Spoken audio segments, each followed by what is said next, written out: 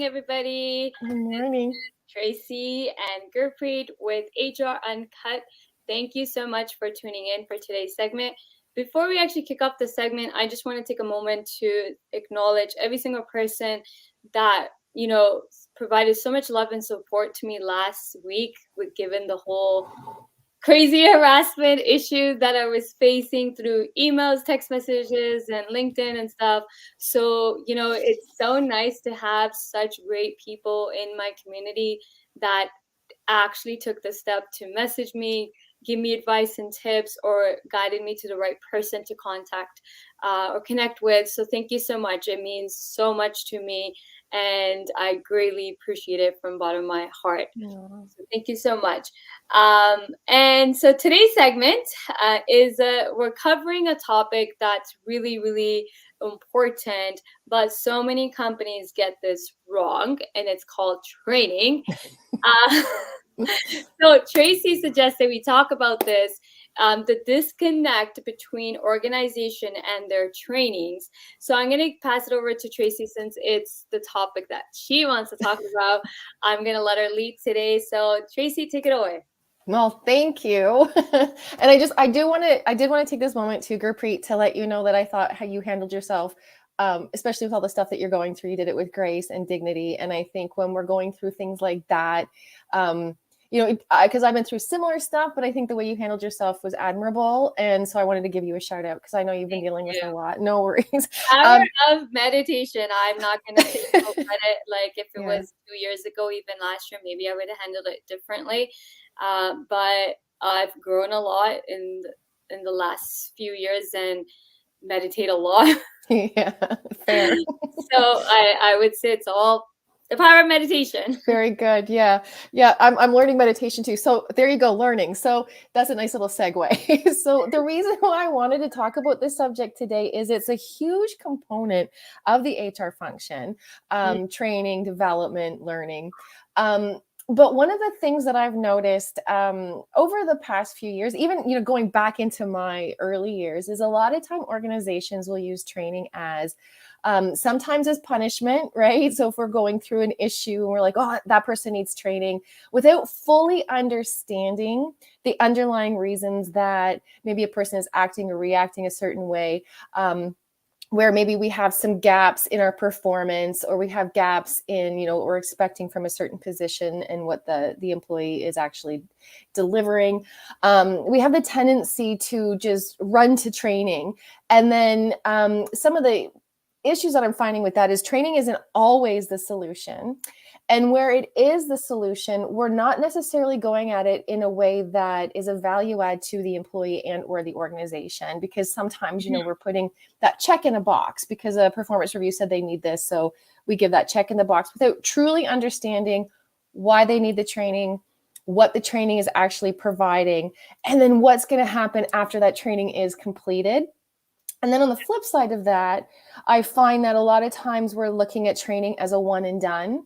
So I'm going to do this, that employee is going to get better, they're going to meet all my expectations, and I'm done, without looking at training and development as an ongoing, evolving, every day, every month, every year activity of not just HR, but of the organization as a whole. So that's sort of what I was thinking today. It's interesting because when you brought up the topic and as you're talking, it's true that a lot of times we create generic training. Like, for example, let's take onboarding, for example, right? We create a very generic onboarding training. We think orientation and onboarding are the same. Meanwhile, they're two different functions and the two different processes. Orientation's more of just getting someone oriented into the company, welcome and greet kind of thing, and going over the company's policies and procedures, whereas onboarding is actual specific job training with the department, with the team, building out the KPIs for, what you should accomplish by 30 days, 60 days, 90 days to a year. Like that's how extensively I've done it. And a lot of times people can't connect the dot that they're two different things. And then we have generic trainings that we come up with without failing to understand each individual is different, and they may need a custom training depending on the needs or their needs or where they are. Like, for example, supervisor training. I never did supervisor training because I didn't believe I was the best person to put a supervisor training together. Hence, found us or outsourced it to programs and institutes that provide supervisor training. Or if we had enough managers, then have a consultant come and do a customized training for the business for our needs. But I was the first person to always say, I'm not the best person to do this. This is not my expertise. Yeah, general stuff training you can do, but let's get a consultant. Just like when that bill, what was it, 168? Don't quote me if I'm wrong. I think it was Bill 168, but the harassment bullying, right? Yeah, it was Bill 168. And all organizations had to do that whole training. And I said, it's not that I can't do the training, but I'm not the best person to do it. Second of all, the employees see me every day. It's not going to be effective. It's so much more effective to get an outside consultant to come and deliver the training. People listen to them more and see them as a subject matter expert than just another company training. And it went really, really well. So what's your thought from your experience on that? Well, I definitely agree. I mean, when 168 came out, I went and got certified so that when I was doing it, I was giving the right message.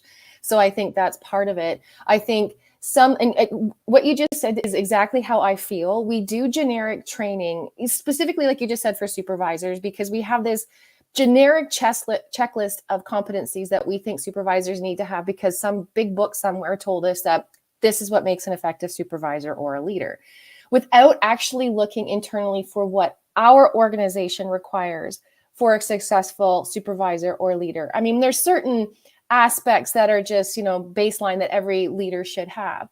But I really do feel that organizations need to get very specific in how that they're doing their training so that it makes sense for that particular organization. I have been sent out to, I don't know how many different kinds of outsourced training, only to come back and realize 90% of what I learned doesn't even impact what I'm doing in the current organization because they can't support that, right?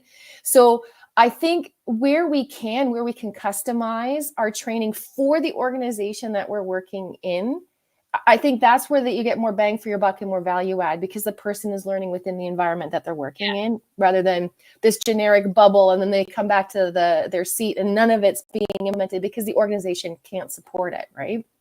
Yeah, that's such a key component is that if you're going to send someone out and spend the money on like training and you're sending them out to training, then you have to have the mindset before you send them first. Well, are you going to benefit? Are you willing to make the changes that this person, okay, you're investing money in getting this person trained on a particular thing, but then you're not even equipped to have the mindset change that, okay, we're going to spend money. So whatever this person accumulates the training, they're going to come implement, and we have to make those changes in the organization to benefit. So what's your ROI on the training? Well, and I think that's part of the issue because I think we fast track training and we look at these training programs and see, okay, they're going to cover this, and this without truly understanding the course content and understanding what my employee is going to be coming back with. And does that actually even make sense for my organization? Because I think we have the tendency to look at training as, let's just get it done. We just got to get it done. We're not looking at it as a long-term sort of investment where we're doing it every month, every year. It's something it needs to be constant. It can't just be, I'm just going to do this once and all of a sudden, I've got these much more impactful leaders or my employees are much more impactful. Like I think when you're talking about like standard operating procedures, like how to do your job, little different. But when we're talking about development and competencies and those types of things, I think we really need to get less generic and a little bit more specific for our organization and our positions within the organization. I think training, you touched on a great point, like you're sending someone and investing money to go in training, but does it even make sense for your business to do it, right? Also, it comes down to what I always say on to individuals is coaching, right? Coaching is training. You may know that you need the help, but you may not be open to receiving it. They're two different things. Yep. So same thing with training. Training is also coaching, right? You're training and coaching the person on something. In order for it to work, you have to be open to receiving it. You have to be open to making the necessary changes for it to work. There's no point of accumulating training. A lot of people get caught up. Someone used this word the other day, or was it last week in one of my trainings, and said, I don't want to be a certification junkie. And I was like, oh my God, I love it, because it's so true that we get caught up in getting certifications and trainings, but we don't even implement what we're learning. We're not even executing it, right? So same thing with companies. Companies also get caught up in certifications and trainings, and they become a training and certification junkies, but there's no change happening. They're still running the business the way they've been running it before the training. So I think companies need to take a step back and really ask, okay, if we're going to invest money into training, then don't just invest the money. First, ask yourself, are you ready to make the changes necessary for your business to go to the next level? And it's why you're looking at this training, right? Are you willing to accommodate that? Are you willing to implement and execute it and make the necessary changes? Because if you're not, then that's just money going down the drain. It's a waste of money. And someone also said, I don't remember who it was, but they said that when you're training people, you need to keep an ROI. What's your ROI in each training? Because that's the only way to not looking at the ROI. Like if you invest in any investment, there has to be an ROI, right? So if you're not calculating the ROI on each person you're training, then how do you even know if it's effective? No, it's true. And I think, and part of that comes down to kind of what you were saying, like if the person getting trained isn't ready to receive it, so they have a lack of interest in whatever that topic is, then you're doing it for absolutely no reason, right? So one of the things that I advocate, I've always advocated as an HR person, is I never want to do training to somebody. I always want to do training with them. So, and I say that a lot, it's almost becoming a bit of a catchphrase for me, but it's true. So that if I'm giving training to somebody, I like to include people in those decisions. So if I have, as an HR person, I've decided that collectively my leadership team needs to be trained, and I go out and I create all of this training and I send them to all of this training, and I haven't once talked to them and said, where are your areas of opportunity? Where do you want us to focus some of this training, and get their feedback so that we're giving them what they're needing too. So it's not always just about the organization. And then on the flip side of that, I find that sometimes when there's an organizational issue, all of a sudden it's training. We need to fix it with training. Our management team isn't, working well. We need to train them. This supervisor isn't doing a good job. We have to train them, without looking at the systems that are supporting that. I did training for a company about a year or so ago, and it was apparent to me, and I ended up stopping the training. It was apparent to me, because we'd done 3 modules, that the company couldn't support the training that we were providing. They wanted it done, but it was just like throwing spaghetti at a wall. It wasn't sticking, because after I left, nothing in the organization was changing, right? So if you're not willing to make the changes to support the training, and you're not willing to look at the issues within your organization that may be creating some of these gaps, it makes no sense to bring in a trainer to train on generic subjects. Yeah, it makes no sense. And you were talking about earlier about the root cause. So if you're not diagnosing the root cause first, like what is the issue, right? Training isn't always the issue. Like I agree with you. I think a lot of times we just automatically assume, okay, if this is not working out, if this employee is not performing, then it's training, right? But we don't look at, okay, well, why isn't this person performing? What is it? Is there a lack? Is it that we don't have proper processes and procedures put in place, systems put in place, right? So a lot of times I agree with you, the root cause needs to be determined first before you come out with any corrective solution to the problem. If you don't know what's causing the problem, there's a problem, you need to diagnose it to figure out, well, what's the root cause of the problem. Yes, exactly. And there's another company I worked with, I'm going back a few years, and Surveyed. Oh my gosh, we surveyed our staff to the point of nauseam because we were trying to, and it was just one of those things where, here's another survey, here's another 360, here's another, what are the issues that you're going through? What are the issues with your supervisor? More surveys, more surveys, more surveys. And nothing was ever getting done about it because we were so focused on, at the time, it's got to be a people issue. It can't possibly be an organizational issue. It has to be a people issue. Only to find out it was much more of an organizational issue. And it was coming more from the top down, where we were having issues within, like you just said, systems, processes, how we were onboarding, how we were acclimatizing people, how we were setting them up for success.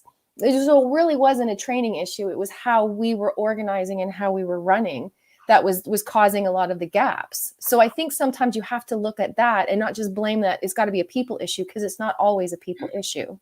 So true. So this is an interesting question. One client has a small office, and then the executive director is the HR department and in charge of training. She doesn't have the time for it because she's managing all financial aspects, including counting, on top of running the org. It is challenging, and I'm hoping to get the info from your presence session. Okay, so I hope, Laura, I know Laura. Hi, Laura. Yeah. So Laura, I hope you can watch the replay, and then feel free to reach out to either one of us as we are discussing this, because training may not always be the answer. It could be much more other issues. And if the executive director is taking responsibility for HR, then they are not the best person to do the training. Like, there's no way one person can do everything in a small organization. That's why it's best to always lean on and get the experts to come help you. But first, as being Tracy are talking, you need to first diagnose the problem, the root cause, and then the solution will be clear. But training isn't always the answer. Tracy? No, it's not. Training isn't always the answer. And I find, and what's interesting to me too, is there's so many components that make up training that I think sometimes we forget, and we put so much pressure on ourselves, as leaders, or, as people that are supposed to be in charge of training, that we've got to do it all. But, there's usually, subject matter experts within our organization. I just implemented a mentoring program with another company because their leaders were being tasked so much to do all of this development, but we can utilize some of the staff that we have, our up and coming leaders, or your subject matter experts, like I said, within the organization, that can help support some of this training. There's outside consultants that can come in and help. But I think, you need to really understand what it is that I'm needing to do. Am I needing, do I need a mentor to help through this? And is formal training even a solution? Maybe it's just having informal sessions where you get a group of people together and we start having roundtables and we start discussing, and it's just a sharing and exchanging of information, because people learn a lot just from other people's experiences. So not everything has to be done in this formal PowerPoint talking head sort of way to help develop our folks, Yeah, this is interesting. I worked for a company where we changed the language. We didn't train anyone, rather we educated them. Very good. I would love to know what language was changed. Was it an actual speaking language got changed, or was it a communication language got changed? But I would love to know. And isn't it interesting that sometimes we don't train people and we're just educating them? Well, but I think there is some nuances to that, right? Because sometimes training is just a bunch of information you just throw at people, and then it's information overload. Yeah, and we've too much information in too short of a time, right? And that's what we do, because we try to condense everything, rather than understanding, like I said, right from the hop. Training and development and really engaging our folks is something that takes a lot of runway in a long period of time, and you need to invest in training. Like you would never buy a piece of machinery and stick it in a corner and just throw oil at it and say, okay, now it's good. I mean, you do preventative maintenance to make sure that the thing is always working optimally. It's never a one and done. But yeah, with our people and talent, we have that tendency, because it's, we always feel like it's this burden that it doesn't need to be, Yeah. It's always interesting to see how companies navigate so many different, especially change. So I think change is change management, when you're introducing changes in the organization, I think that's one of the most crucial element of successful change implementation is training. Yeah, Not I mean, education. Education and training go hand in hand, because mhm, now you have to, especially if you're doing, for example, I remember I worked for one company. We went from regular manufacturing to lean manufacturing. First of all, you have to get them to buy into the mhm. change, then you can implement the change. Now, if we just threw everybody into lean manufacturing and didn't train people, lean factory was basically employees on the plant floor working individually, they were going to start working in teams. So there was a big, first of all, it's a big change because they used to get paid by piecework too, right? So there was a whole concerns. Long story short, we still implemented, we got the buy-in, we went for the lean. But if we didn't take the time to develop proper training around how to work, like the employees are going from working by themselves to now working on a station as a group of maybe 3 or 4 people. And yeah, there was gonna be nuance, there was gonna be ruckus, because someone's gonna be going fast, someone's gonna be going slow, like, and then there's piecework involved, right? Because they got paid hourly plus piece work. So if we didn't take the time to first do a small little test batch with one group of employees, to then a second group of employees, to then develop a training, the best way to implement this lean manufacturing that will set every employee up for success, Mhm. hence it's training. Like, now they need training. You can't just educate and say, here's the system and here's how you're going to work together, without actually training them how to work together. Exactly. And I think that's where companies sometimes make that mistake, because we think, for example, I think I've used this on one of our chats before, where we had a quality issue, and we gave our folks this big sheet that said, here's the quality issue. Everybody signs off. Okay, they're trained, they know better. But to Massimo's point, they weren't educated. They didn't really know the impact of what these quality issues were. They really didn't know how to fix the problem. They were basically, in their training, we were giving them a check mark to say, okay, I understand it, right? So I think it kind of goes hand in hand. You need both. We changed it because people train animals, people are educated. It's a fair point. We changed the perception. Orientation changed from a few hours to 1 day. I have a orientation that lasts a week, Mm-hmm. but it's training. 1 day is like a little bit of an orientation paper. I call orientation like paperwork. Yeah. Yeah. Well, it is. And You you're, can read paperwork, go over the company yeah. policies, and then the onboarding is the training, even Well, training on yeah. policies. Yeah. And I think, and then you made that point earlier in this conversation, and it's true, because orientation is a task. It's something that you have to do in order to, like, there's certain things that you need to get done in orientation. Yeah. Onboarding, in my experience, like I said, what you said, I usually have a 1 year, sometimes it's 6 months, depending on the position and what they're doing. But because we have to educate them and show them and assimilate them and acclimatize them to the organization. Companies that do orientation and they sit down with the handbook and they say, here, new employee, here's the handbook, and then call that orientation and training, are missing the mark completely. So they allowed for the new hires not just to learn about money policies, but also learn about the people. Yeah. So like that's what I call it now. Like what this gentleman's introduced talking about. That's onboarding. Mm-hmm. Like I remember for manufacturing, we used to have health and safety training. You can't go out on the plant floor until you completed the health and safety. We did production training, how to read logs and how to fill out paperwork, like actual, like it Mm-hmm. was my component of HR, so policies, training, health and safety, occupational health and safety, harassment, bullying, best practices, and so on. And then there was training when there was the production, like, so everybody came in and did a Yeah. training. So Yeah. like production manager came in and talked about production and so on. Quality insurance manager came in and talked about quality and provided training on quality. Mm-hmm. Material manager came in and talked about materials and handling and all that stuff. So we actually had cross training, like we Mm-hmm. department came and did the manager of each department developed a training, and that was our onboarding. And even sales manager came in and talked about sales and how customers look at buying products and so on. So it was like Mm-hmm. a full-on company training, and that was our onboarding process. and also meet the key players and so on. So you have the orientation was like maybe not even one day, like a couple of hours. Or here's your paperwork. I need this paperwork. Here's your benefits and break times and so on. That's orientation, just getting them equipped with the day-to-day thing. And then to do the job, that's onboarding, training, policies, also training them on policies, particularly like Bill 168. Like now there's laws that mandate you have to train your employees on particular things, right?